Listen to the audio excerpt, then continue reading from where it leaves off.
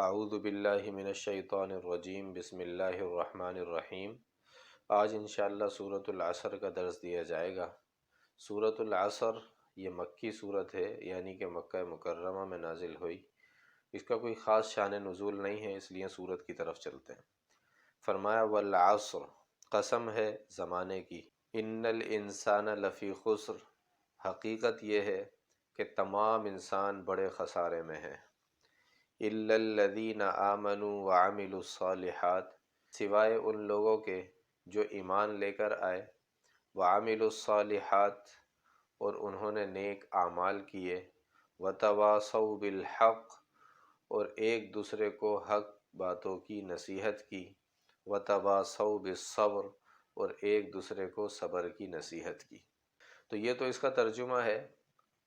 تشریح کی طرف چلتے ہیں۔ فرمایا والعصر، قسم ہے زمانے کی، ان الانسان لفی خسر، اور حقیقت یہ ہے کہ تمام انسان خسارے میں ہیں۔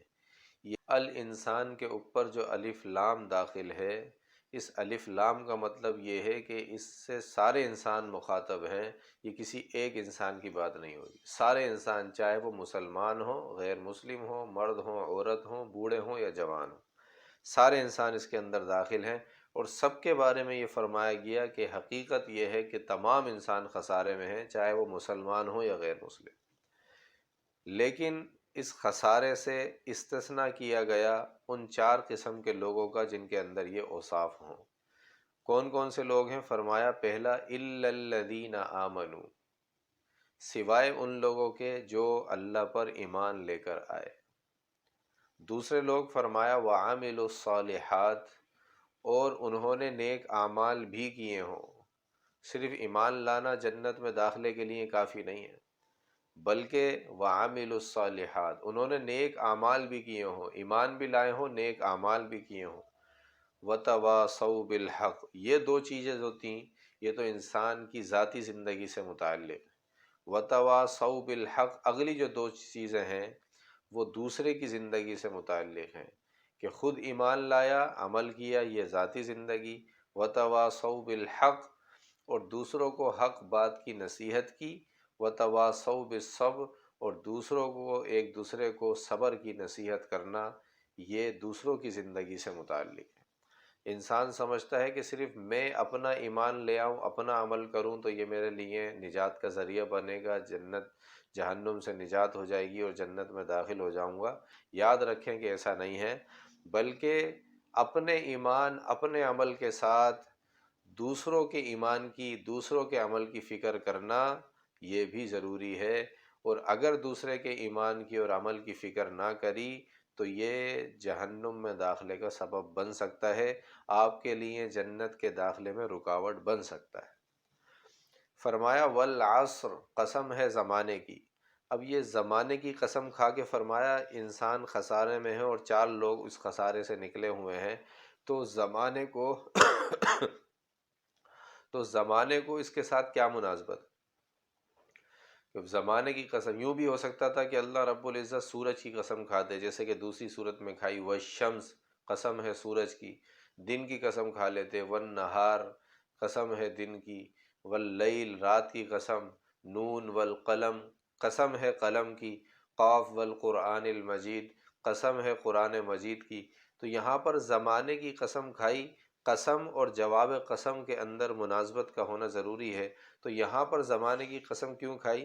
فرمایا علماء مفسرین نے کہ زمانے کی قسم اس لیے کھائی، زمانے کی قسم کھا کر فرمایا ان الانسان لفی خسر، انسان اور زمانے کے اندر یہ مناسبت ہے کہ انسان کی حرکات و سکنات، اس کا نشو و نما، اس کے اعمال، اس کے اخلاق، اور اس کے جو دن بھر کے اوقات ہیں، اس کے سال، اس کے مہینے، اس کے لیل و نہار، اس کے گھنٹے اور منٹ، یہ سب زمانے ہی کے اندر ہیں۔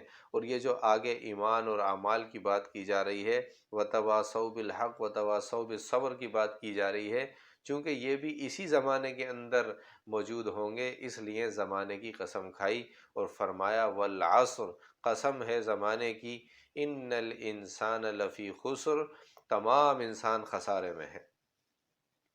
اور بعض علماء نے لکھا کہ یہاں پر قسم اور جواب قسم میں مناسبت یہ ہے کہ اگر انسان غور کرے پچھلی قوموں کے بارے میں کہ پچھلی قوموں کو عروج اور زوال کیوں ملا ہے، کون سی قوم کب عروج پر تھی اور کون سی قوم کب زوال پر تھی، اور یہ عروج اور زوال اسے کس وجہ سے ملا، تو اس کے سامنے یہ بات آئے گی کہ وہ جن لوگوں میں یہ چار اوصاف تھے، یعنی آمنوا وعملوا الصالحات وتواصوا بالحق وتواصوا بالصبر، جن قوموں نے ان چار اوصاف کو پکڑا، ان چار اوصاف پر عمل کیا، تو انہی قوموں کو عروج ملا ہے، اور جنہوں نے ان چار اوصاف کو چھوڑا وہ قوم زوال کا شکار ہوئی ہیں۔ اور زمانہ اس بات کی گواہی دیتا ہے کہ جن لوگوں نے ان اوصاف کو پکڑا، ان اوصاف کو اپنایا، وہ عروج پر تھے، اور جب انہوں نے ان اوصاف کو اب ٹھکرایا تو وہ ان پر زوال آ گیا۔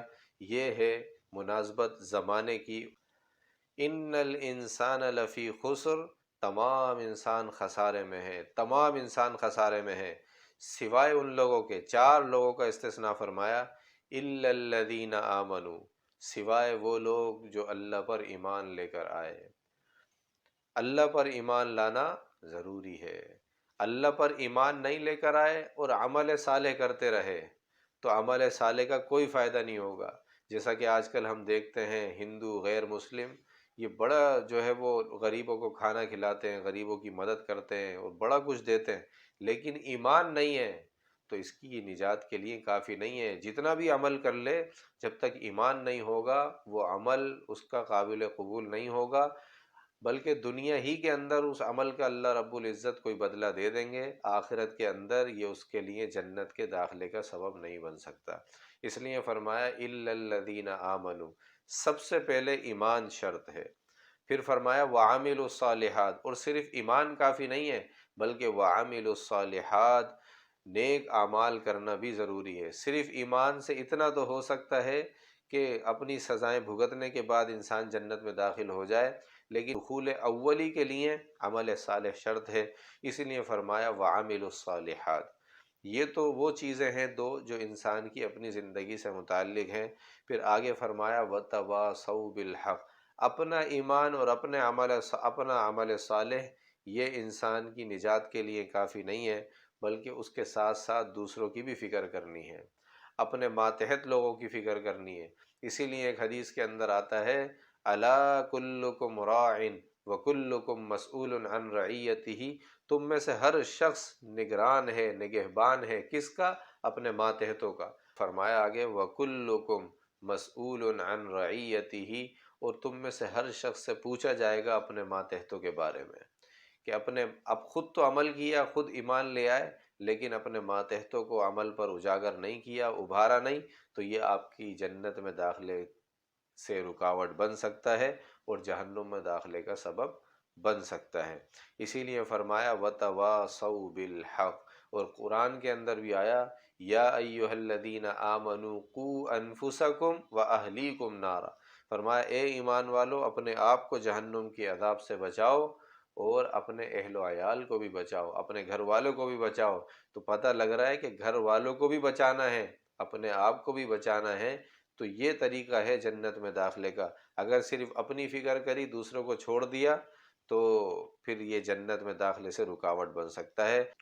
اور آگے فرمایا وتواصوا بالصبر، اور ایک دوسرے کو صبر کی نصیحت کرتے ہیں، یعنی کہ وہ اعمال، وہ انسان کی خواہشات جب اعمال پر غالب آنے لگیں اور اس کو عمل کرنے سے روکنے لگیں، تو پھر یہ صبر کی نصیحت کریں کہ بھائی صبر کرو، اپنی خواہشات کو قابو کرو اور اعمال صالحہ کی پابندی کرو۔ نتیجہ کیا ہوگا؟ اللہ رب العزت ہمیں جنت نصیب فرمائیں گے اور جہنم سے نجات عطا فرمائیں گے۔ یہ صورت بڑی فضیلت والی صورت ہے۔ حضرت عبید اللہ ابن حسن فرماتے ہیں کہ رسول اللہ صلی اللہ علیہ وسلم کے صحابہ میں سے دو صحابی ایسے تھے کہ جب ملتے تھے تو اس وقت تک جدا نہیں ہوتے تھے جب تک کہ ایک دوسرے کو سورۃ العصر کی تلاوت کر کے نہ سنا دیں۔ امام شافعی رحمۃ اللہ علیہ فرماتے ہیں کہ اگر اللہ رب العزت صرف سورۃ العصر نازل کر دیتے تو کافی تھا، انسانوں کے غور و فکر تدبر کر کے اس کو جنت میں داخل کروانے کے لیے یہی صورت کافی تھی، بقیہ قرآن کی ضرورت نہیں تھی۔ یہ تو اللہ رب العزت کا ہم پر احسان ہوا، فرمایا اگر صرف یہ صورت نازل ہو جاتی انسان کی نجات کے لیے، اسی پر غور و فکر کرتا تو انسان کی نجات کے لیے یہ صورت بھی کافی تھی۔ اور صحابہ کرام رضی اللہ عنہم اجمعین کی زندگی کو اگر ہم دیکھیں اور آپ صلی اللہ علیہ وسلم کو بھی دیکھیں تو ایسا نہیں ہے کہ آپ خود ایمان لائے، عمل صالح کیا اور خاموش ہو کے بیٹھ گئے، بلکہ آپ نے تبلیغ کی ہے، آپ نے جو ہے وہ اس کی ترویج کی ہے، اس کو لوگوں میں پھیلایا، بادشاہوں کو خط لکھے، گھر گھر جا کر تبلیغ کی، اور اس کے نتیجے میں 1,24,000 صحابہ کرام کا مجمع تیار ہوا۔ اور اس صحابہ کرام کے مجمع سے خطبہ حجۃ الوداع کے موقع پر آپ نے فرمایا بلغوا عنی ولو آیا، اگر مجھ سے ایک آیت بھی تم سیکھو، مجھ سے ایک آیت بھی سنو تو وہ آگے جا کر لوگوں کو پہنچاؤ۔ چنانچہ 1,24,000 کم و بیش صحابہ کرام کا مجمع تیار ہوا، اور یہ مجمع حضور صلی اللہ علیہ وسلم کے وصال کے بعد مدینہ منورہ کے اندر قید ہو کر نہیں رہا، بلکہ پوری دنیا کے اندر پھیلا۔ آپ دیکھیں جنت البقیع کے اندر مدینہ منورہ میں صرف اور صرف 10,000 صحابہ کرام کی قبریں ہیں، اس کے علاوہ صحابہ کرام کہاں ہیں؟ پوری دنیا میں پھیلے۔ پوری دنیا کے اندر صحابہ کرام کی قبریں اس بات کی گواہی دے رہی ہیں کہ دوسروں کی فکر کرنے کے لیے، دین پہنچانے کے لیے یہ اپنے گھروں کو چھوڑ کے نکلے، اپنے بیوی بچوں کو، اپنے گھر بار کو، اپنے ماں باپ کو، اپنے اہل و عیال کو، اپنے مال کو، اپنی تجارت کو یہ چھوڑ کے نکلے اور پوری دنیا کے اندر پھیلے۔ جنت البقیع کے اندر 10,000 صحابہ کرام، اردن کے اندر 36,000 صحابہ کرام مدفون ہیں، جس میں حضرت ابو عبیدہ بن الجراح رضی اللہ عنہ کا نام ہے۔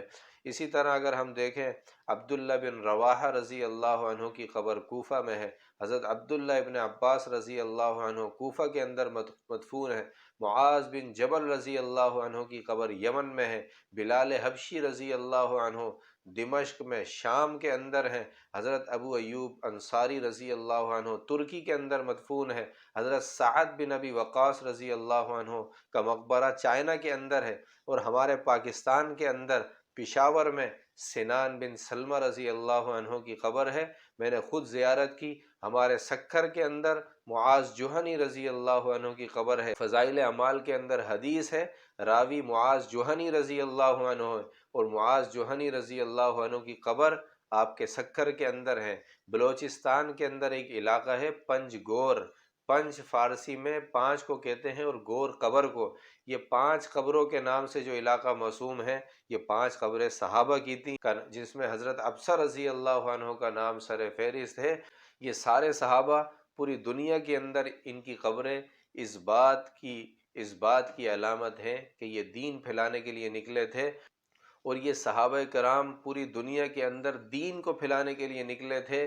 وجہ اس کی یہ ہے کہ ان کے نام سے کمپنیاں نہیں بنی، فیکٹریاں نہیں بنی، بلکہ دینی مراکز، دین پھیلانے کے لیے نکلے۔ تو جتنے بھی دینی مراکز ہیں، مساجد ہیں، مدارس ہیں، وہ سارے ان صحابہ کرام کے نام سے موسوم ہیں۔ آپ دیکھیں کہ آپ دیکھیں مسجدوں کے نام کیا ہوتے ہیں، جامع مسجد ابو بکر صدیق، جامع مسجد عمر بن خطاب، جامع مسجد علی مرتضیٰ، جامع مسجد عثمان ابن عفان۔ آپ لوگوں کی مسجد کا نام جامع مسجد عثمان ابن عفان، اور جامع مسجد علی مرتضیٰ، جامع مسجد سعد بن ابی وقاص، مدرسہ سعد بن ابی وقاص، مدرسہ ثمامہ بن اسال، مدرسہ جریر بن عبداللہ، مدرسہ صحابیات کے نام پہ مدارس، مدرسہ عائشہ للبنات، مدرسہ حفصہ للبنات، مدرسہ عمارہ للبنات، یہ ساری مسجدوں کا نام اور مدرسوں کا نام یہ اس بات کا ثبوت ہے کہ یہ صحابہ دین پھیلانے کے لیے نکلے تھے، تجارت کے لیے نکلے تھے۔ اللہ رب العزت ہمیں بھی اپنے ایمان اور اپنے عمل کی فکر کے ساتھ ساتھ دوسروں کے ایمان اور عمل کی فکر کرنے کی توفیق عطا فرمائے۔ وآخر دعوانا الحمد للہ رب العالمین۔